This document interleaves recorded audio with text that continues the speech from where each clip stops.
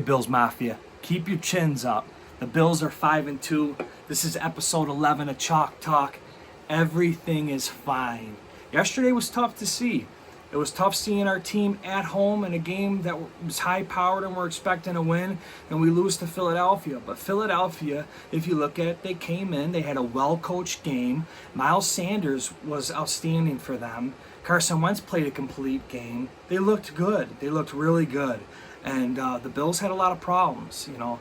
In the NFL teams have bad days. That's a thing. It does happen. So there's no reason to take the wheels off the car and derail this thing over a loss. We're 5-2, 2 home losses, which stink.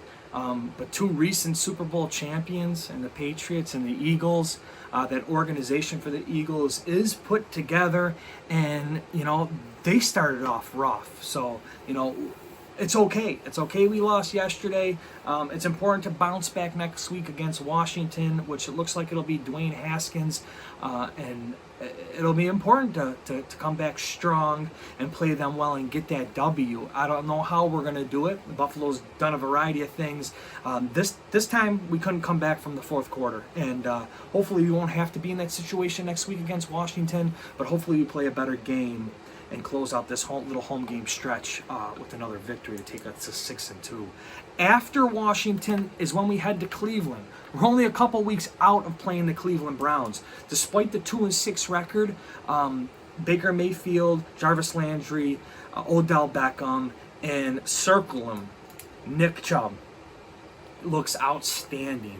And I don't know how they don't win more games. I watch the games. I know how they're not winning more games. But Nick Chubb is definitely giving them the spark that they need for these games. They played New England, you know, pretty tough yesterday. You know, New England was pulling away in the beginning, and they kind of put a halt to it. So, you know, Cleveland's, you know, again, right after Washington in Cleveland. So, you know, I hope Buffalo uses this time to learn and against Washington yesterday against Philly to prepare for these games coming up. That's not an easy one. And then we head to Miami, and we played the depleted Miami Dolphins, losing another player, Kenyon Drake, earlier today. So they won't be easy, and who knows, we'll start at quarterback. But you know, if it's Fitzmagic again, expect him to have that chip on his shoulder again at home in his new home, facing Buffalo. So that won't be easy either. And then we're home against the Broncos. So then we come back home. So we're undefeated on the road. Hopefully we beat Cleveland. Hopefully we beat Miami.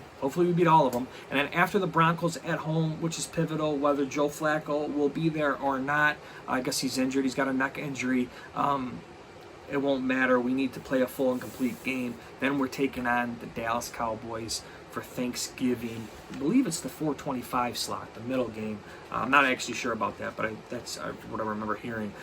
That'll be a good game, I think, regardless. So if Buffalo can get a 5, 6, 7, if we win, 8. If we're 8-3 heading into that game, that's outstanding. So there's a lot to look forward to coming up.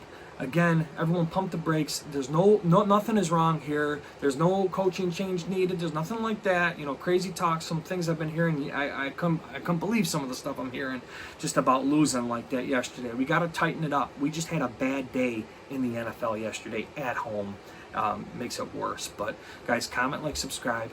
Saddle up and get ready for Washington. It's not going to be an easy game, but we should win it. That'll take us to 6-2, and we're going to be flying high into these couple road games against Cleveland and Miami. You guys take it easy. Be safe. Go Bills!